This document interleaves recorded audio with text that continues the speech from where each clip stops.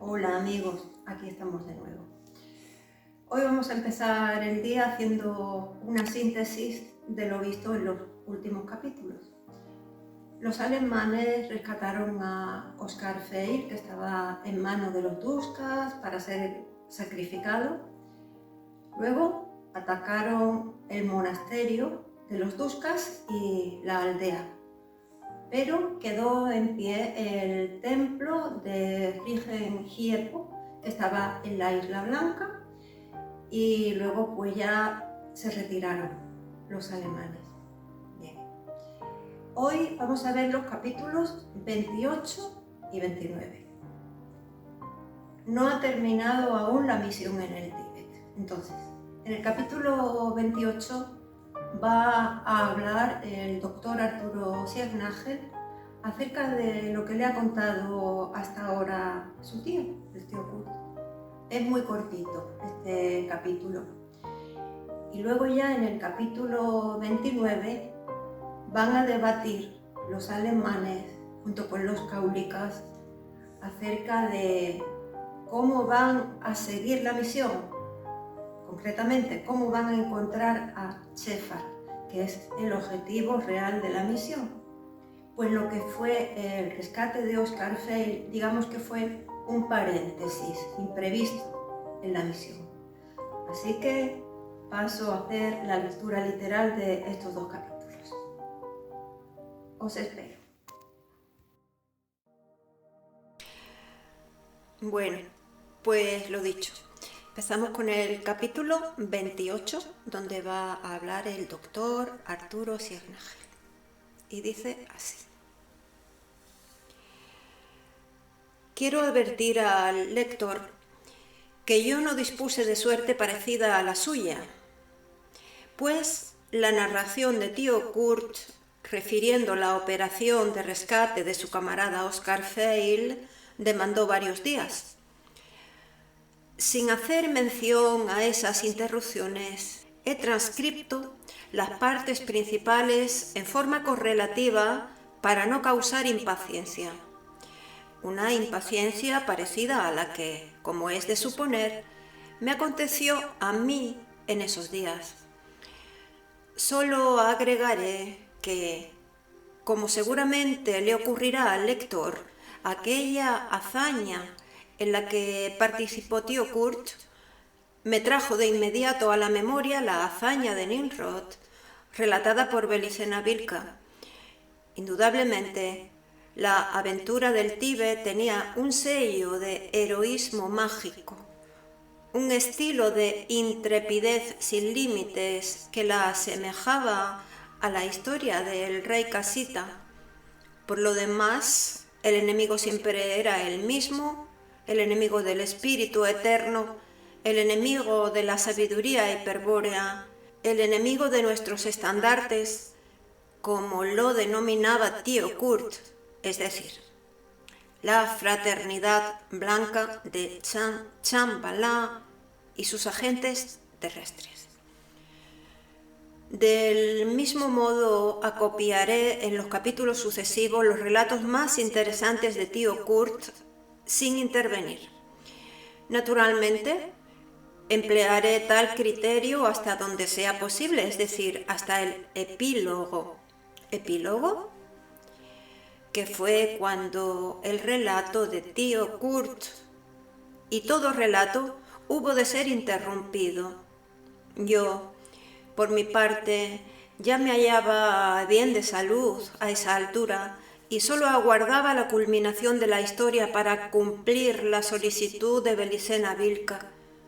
Cada día que pasaba crecía mi determinación, pues a cada instante las cosas se iban aclarando irreversiblemente en torno a la sabiduría hiperbórea. Según recuerdo, así prosiguió tío Kurt una mañana. Y así termina el capítulo 28, que ha sido muy cortito, como habéis visto, y comienzo a leer el capítulo 29, en el que los alemanes van a debatir cómo encontrar a Cefar. Dice: Cabalgamos sin detenernos hasta cruzar el camino Chang Lam, junto al puente sobre el río Amarillo. En el mismo sitio donde lo encontramos, dejamos al Gurkha.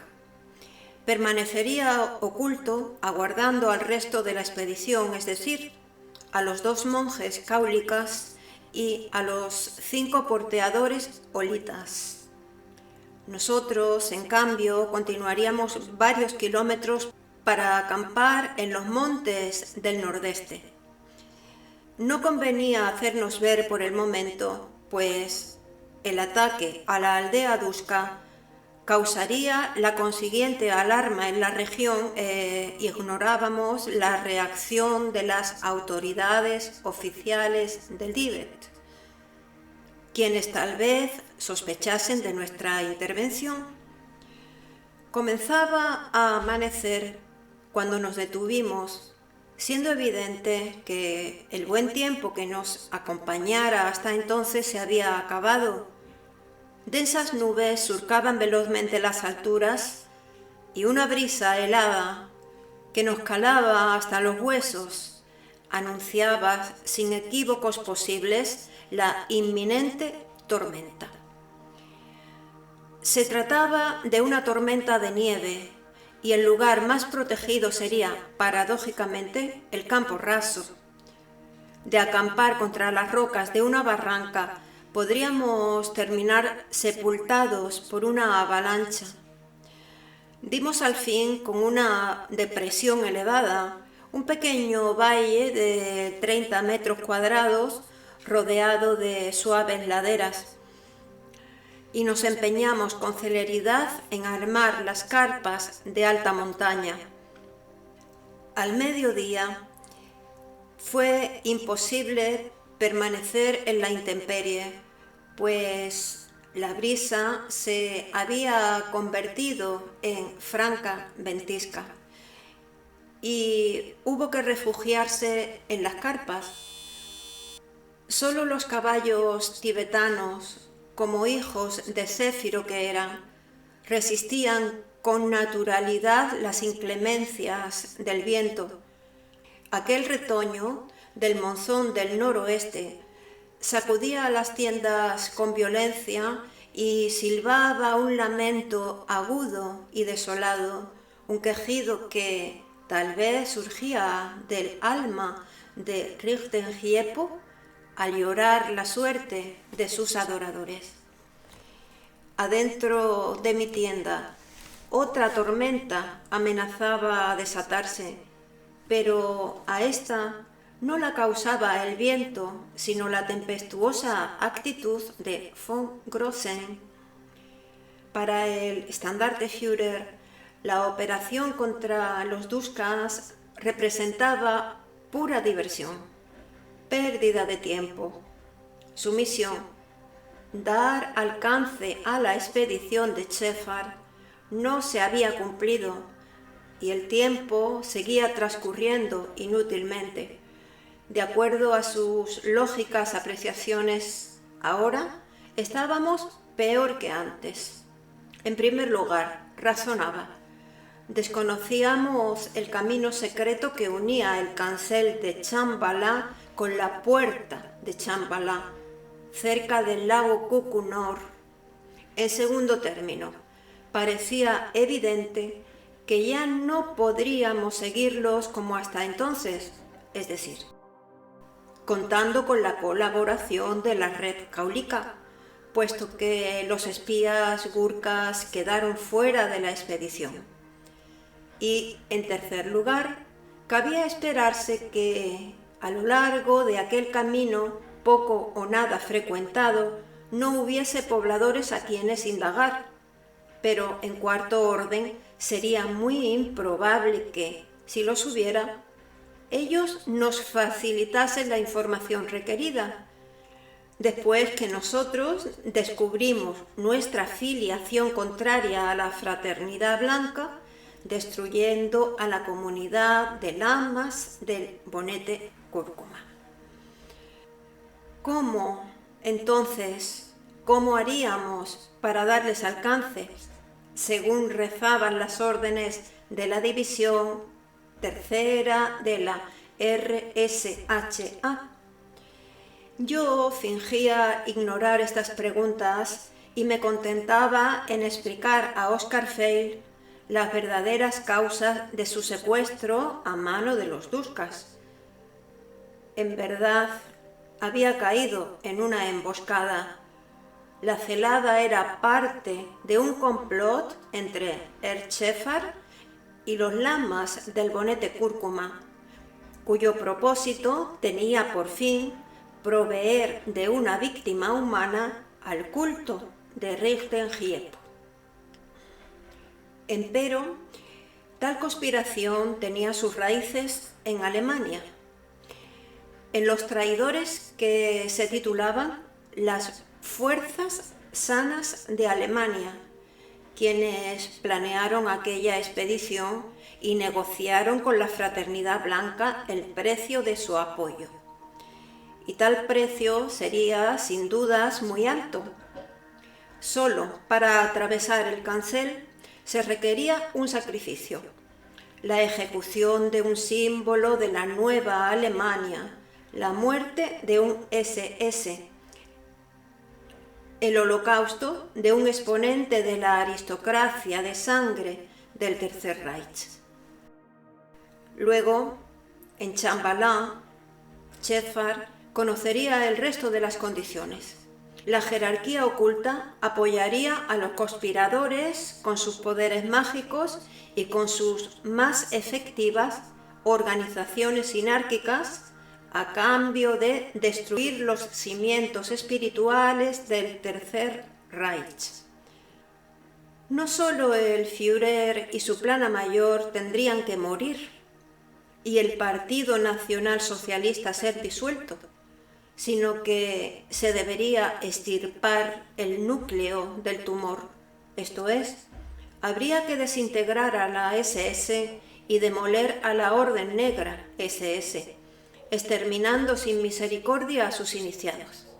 Sí, el bisturí de la fraternidad interesaría esta vez en el fondo de la herida, raspando, si fuese necesario, el hueso de la estructura social alemana. Solo así, a posteriori de la cirugía mayor, podría edificarse la civilización del amor sobre las cenizas de la civilización del odio nazi. Mas hasta aquí se trataría solamente de una parte del precio. Con el cumplimiento de estas pautas, los traidores no lograrían más que demostrar su buena voluntad para colaborar con el plan de la Fraternidad Blanca, aclaré a Oscar. El apoyo completo vendría más tarde.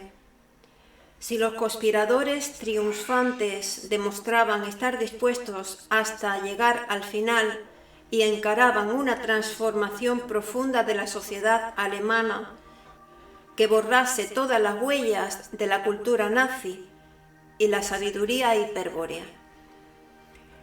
Una sociedad alemana que se integrase pacíficamente en la sinarquía universal de la segunda mitad del siglo XX exigiría, para que fuese abierta y confiable a la Fraternidad Blanca, una forma de gobierno democrática y liberal y una cultura oficial en la que tuviesen libre expresión el sionismo, la judeomasonería y el judeomarxismo, o las ideologías nacidas de esos troncos sinárquicos. Entonces, sí, si los traidores reinantes realizaban estas condiciones del pacto, Alemania se situaría en el bando de Dios, del bien, del amor y de la justicia, y los alemanes se verían apartados para siempre de sus malignas deidades ancestrales. Así es, Oscar concluye. Shepard es uno más de un conjunto numeroso de traidores. Su función en la conspiración es firmar, en nombre de las fuerzas sanas de Alemania, un pacto cultural sinárquico con los representantes de la Fraternidad Blanca. No puedo revelarte en qué consiste nuestra misión, cómo vamos a frustrar sus planes, pero te aseguro que ya en Alemania tu suerte estaba decidida. Jamás pasarías por el cancel de Chambala. Oscar se sintió ridículo cuando supo que Ernst Schäfer lo había condenado desde el principio a morir en el Tíbet, que quizás solo con este fin le permitió participar en la Operación Alvestein, y que el espionaje que realizara para mí había sido a su vez supervisado por 2 espías profesionales del SD, participantes también de la expedición. Y para colmo de males, hubo de enterarse de que involuntariamente había causado la muerte de Gandhi. He sido un tonto, afirmó avergonzado, y pensar que yo me atrevía a aconsejarte a ti sobre la forma en que debías actuar y te sugerí consultar a Rudolf Hess. Todos se han burlado de mí. No te tortures, Oscar, que en ese entonces yo ignoraba estos hechos y hasta último momento yo desconocía la existencia de otros espías entre ustedes. Ahora, solo debemos pensar en impedir que el infame traidor de Schäfer lleve a cabo su infernal cometido. Sus planes ya están fallando. Tú estás vivo y eso es lo que cuenta. Vendrás con nosotros y conocerás el final de la historia. Comprobarás el fracaso de sus vanos esfuerzos por destruir el nuevo orden, aseguré con convicción. Muy claros conceptos y muy admirable su fe, von Schübermann, intervino von Grossen, volviendo a la carga. Pero no me ha dicho aún cómo vamos a encontrar a Schäfer en este laberinto de montañas. Y con el invierno casi encima, ¿cómo lo buscaremos? ¿Cree acaso que es posible rastrillar al azar semejante región? Realmente yo no tenía ni la menor idea que respondiese a esas preguntas. Ante la presión del Standartenführer, solo atiné a proponer. Debemos inquirir a los caulicas. Posiblemente ellos sepan el modo de localizar a quienes se desplazan por territorios que les resultan sobradamente conocidos. Karl von Grossen se tomó la cabeza entre las manos al comprender que sus sospechas eran fundadas. Yo no poseía la solución al problema de hallar a Schäfer. Mein Gott, si fallaban en ese objetivo, ni soñar con regresar a Alemania. Aquella operación, Himmler y Heydrich se lo habían dicho bien claro, podía constituir un viaje sin retorno. El fracaso no estaba permitido. Si fracasaba, debía protagonizar una suerte de harakiri o seppuku, el honorable suicidio ritual de los samuráis japoneses. Pero von Grossen, además de duro, era un hombre de proverbial sangre fría. No obstante su aprensión, dijo: «Buena idea, von Schübermann, trataremos de llevarla de inmediato a la práctica». Sin esperar respuesta, desenganchó las telas de la tienda y se precipitó al exterior, efectuando vigorosos saltos de rana. Afuera, la ventisca arreciaba. Lo seguí perplejo y penetré con él en una de las vecinas carpas de los Lopas. Contrariamente a nosotros, que nos manteníamos abrigados introducidos en las bolsas de dormir, los 5 tibetanos que teníamos adelante solo vestían el uniforme de porteador inglés de alta montaña, saco y pantalones verdes y borceguíes.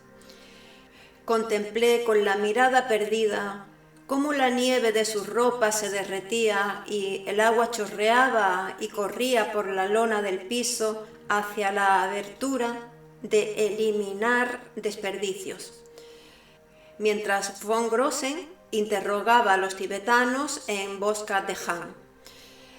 Naturalmente, por dentro estaba invocando a los dioses, rezando una plegaria para que se cumpliese el milagro y los kaulikas conociesen las respuestas que obsesionaban al Standarte-Führer. De pronto, y puedo asegurar que por primera vez en las semanas que llevábamos juntos, vi a todos los lopas sonreír al unísono. Sí, no cabían dudas.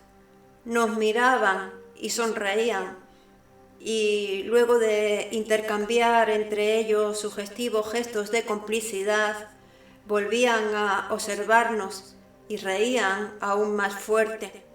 Finalmente, llenaron la tienda con un coro de carcajadas incontenibles.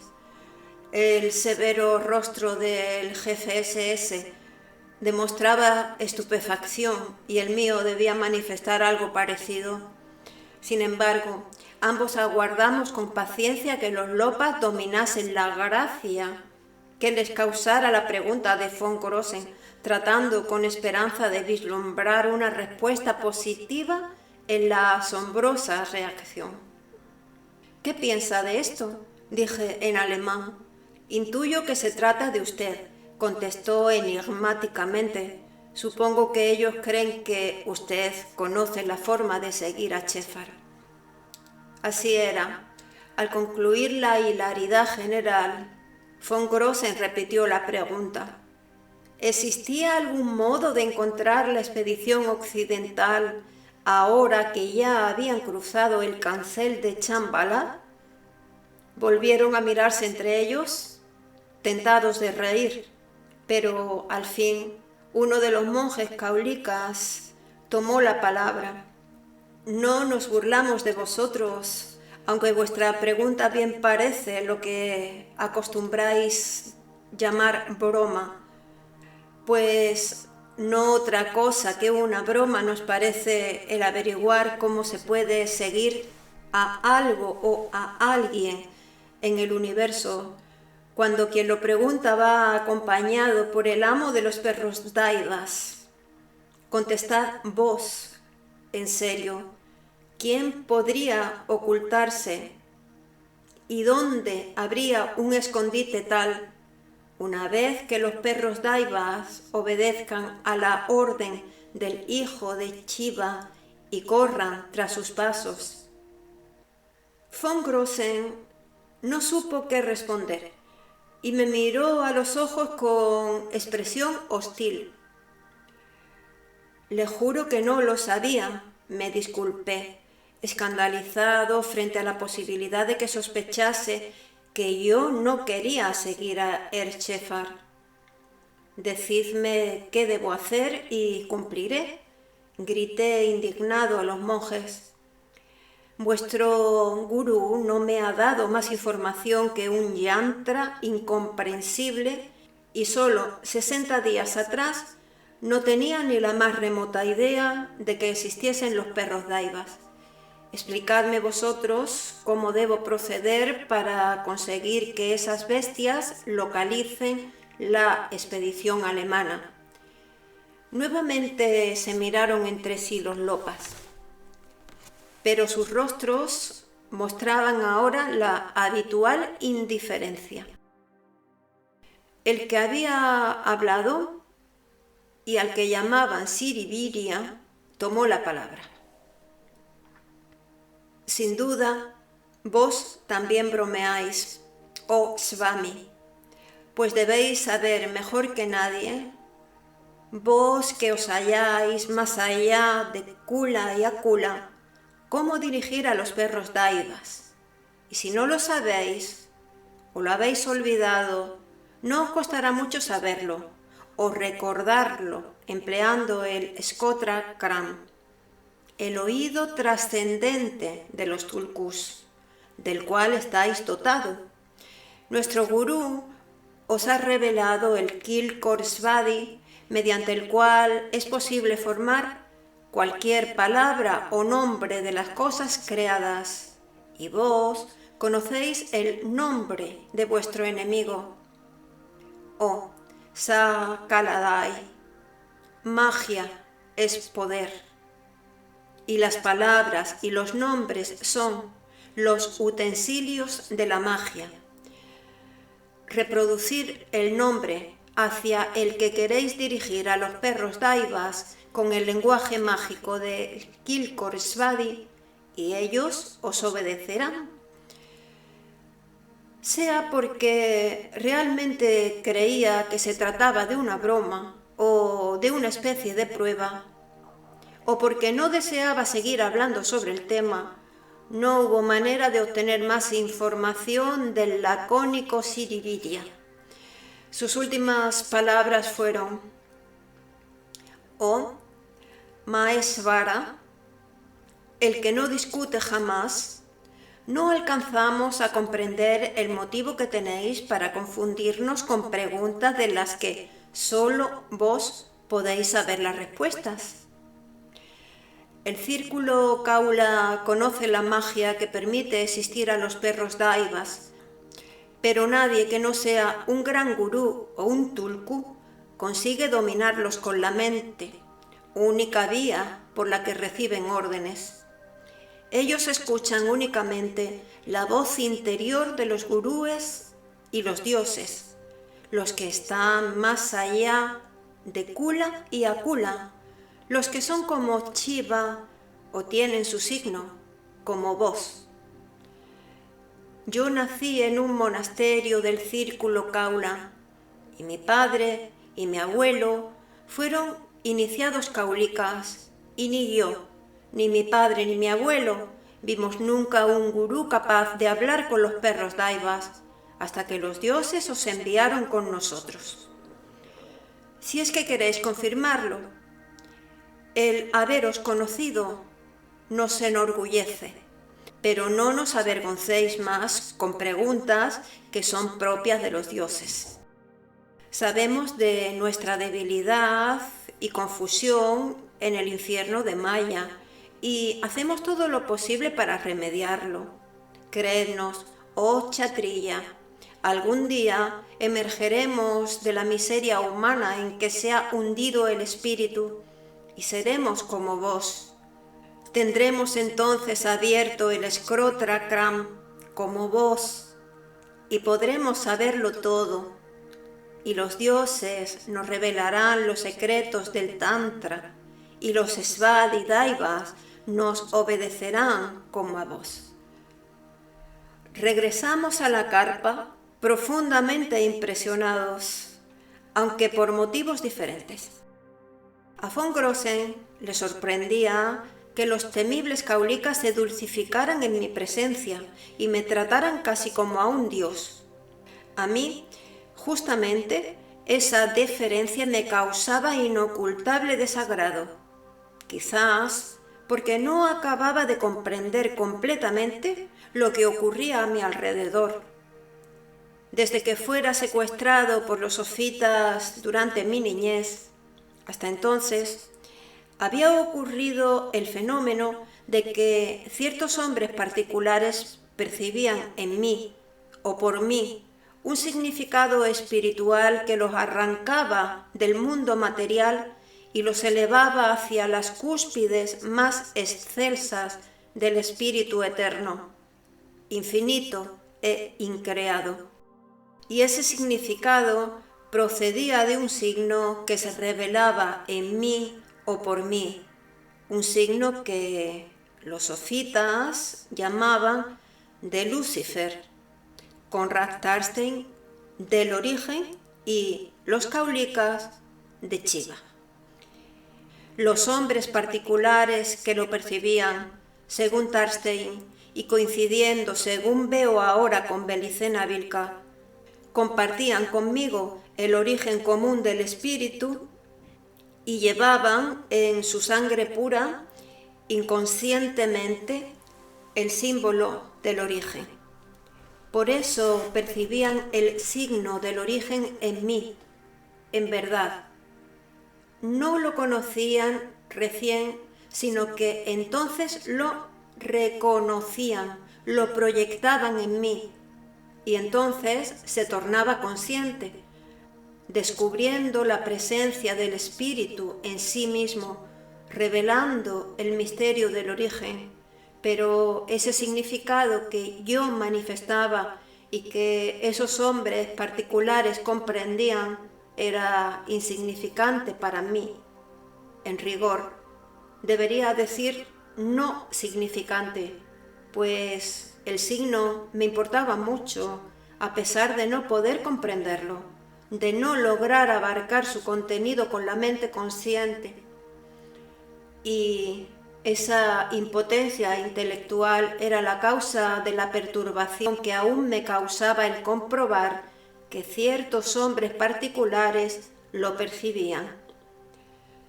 Podía tolerarlo, como en el caso de la pagoda caólica, pero siempre salía mal librado de la experiencia.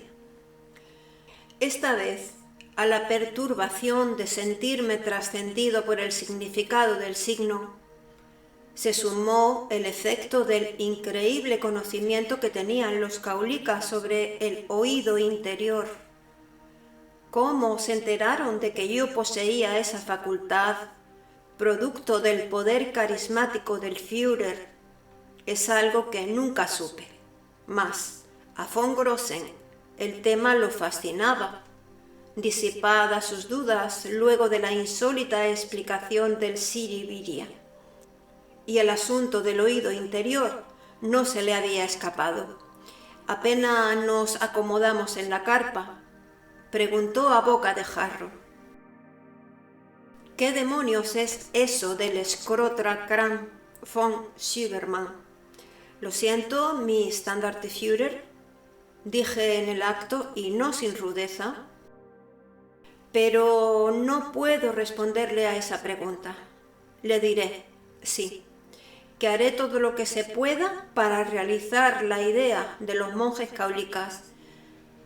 Si es cierto que los perros Daiva son capaces de rastrear a Erzschäffer, tenga la seguridad de que lo hallaremos. Voy a trabajar desde ahora para encontrar la solución del problema y emplearé, si fuese necesario, el Schrotra-Kram. Es todo cuanto puedo decir. Los ojos de von Grossen echaron chispas, pero, como de costumbre, mantuvo la serenidad y no me molestó más. Indudablemente, yo no podía hablar con él del oído interior porque con Rastarten había tomado mi palabra de que solo lo haría con miembros de mi propio círculo, y un sexto sentido me advertía a gritos que von Grossen no lo era. Esa noche, cuando todos estuvieron dormidos, me decidí a emplear el Schrotra-Kram, es decir, a comunicarme con la voz del capitán Kiev. Como la primera vez, como siempre, no tardé en verme inundado de la sabiduría. Comprendí así que los vijas del yantra no sólo permitían emitir un conjunto de órdenes fijas, según me revelara el gurú Visaraga, sino que constituían un alfabeto de poder con el que se podía formar cualquier nombre de cosas creadas. Los caólicas, evidentemente, conocían aquella propiedad, pero ignoraban la clave alfabética que ordenaba los 49 vijas y posibilitaba la codificación de cualquier palabra. Sin embargo, no hubiese sido difícil para ellos descubrir el alfabeto de poder efectuando un análisis criptográfico de las palabras de mando para los perros daivas que figuraban en sus fórmulas mágicas. Sea como fuere, lo cierto es que a mí me había sido revelada la totalidad del secreto. Conocía ahora un símbolo semejante al plano de un laberinto, que, aplicado sobre el yantra, dotaba a los vijas de un determinado orden, a cuyo arreglo se debían ajustar las palabras formadas. Lo verifiqué varias veces con las palabras de mando del gurú y, cuando estuve seguro de no cometer errores, me aboqué a la tarea de traducir la sentencia "Sigan a Erd Chefar" en la lengua del Yantra Svadi. Y hasta aquí el capítulo 29. Bien. Bueno, ¿y qué deciros? Pues que aquí seguimos esperando con mucha paciencia y con honor la caída de este sistema o el fin de la historia conocida. Y así, poquito a poco, pues ya el próximo día llegamos al capítulo 30. Pues sí, estamos teniendo mucha paciencia porque, según mi percepción, esto se está haciendo largo, a veces pesado y a veces cansa. Cansa el seguir viviendo en dos mundos a la vez. Y a veces me pregunto, ¿para quién hablo? Bueno, pues imagino que estoy hablando para personas que se sienten extraños, que sienten no pertenecer a este mundo, al igual que yo misma. Y aún siendo así, tiene mucho mérito lo que estamos haciendo, vivir en dos mundos a la vez, vivir en este mundo artificial dominado por estas potencias que no nos representan, en un mundo en el que no nos sentimos a gusto, en el que nos tenemos que levantar día a día y hacer nuestras labores cotidianas con todos los problemas domésticos que van surgiendo. Y bueno, pues sí, imagino que me estoy refiriendo a este tipo de personas, que este tipo de personas sois vosotros. Por eso os felicito a los que todavía me seguís, a los que todavía seguís leyendo este libro, con idea de terminarlo, porque hay que terminarlo, aunque a veces reconozco que la lectura se hace un poco densa. Por eso ayuda un poco las imágenes, por lo menos nos recreamos en alguna imagen. Y hablando de esto, de las imágenes, hace tiempo ya que quería decir, si yo hiciera solamente la lectura literal, pues cada 3-4 días podía salir un vídeo, pero sabéis el tiempo y la energía que me lleva la edición de los vídeos, el buscar las imágenes. Bueno, espero que lo valoréis porque hay imágenes que no existen, entonces hay que recrearlas con el Photoshop. Hay personajes que hay que crearlos por completo y es por eso que se alarga más el tiempo de un vídeo o de un vídeo a otro. Bueno, ¿qué más os voy a decir? Que tenemos que seguir resistiendo, que tenemos que hacer un acopio de fuerzas cada día. Lo que importa es levantarse todas las veces que sean necesarias, vivir sobre todo mirando hacia adentro, que no nos perturbe todo lo que está aconteciendo fuera, y cada uno tendrá sus herramientas. Bueno, yo sigo además leyendo, estudiando los fundamentos pero poco a poco. Esa lectura hay que hacerla muy poco a poco.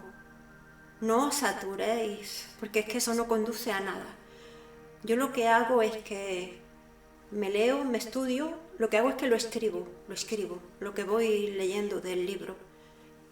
Pero si veo que hay algo que no me ha encajado, al día siguiente vuelvo a leer todo lo que escribí el día anterior y ya prosigo. Y así voy, poquito a poco, como una hormiguita, al igual que estoy haciendo con la lectura de la novela, en los vídeos. Bueno, pues nada más. Que os mando un fuerte abrazo, como siempre, que sigamos resistiendo y ya pues hasta el próximo día en que veremos el capítulo 30. Hasta el próximo día, amigos.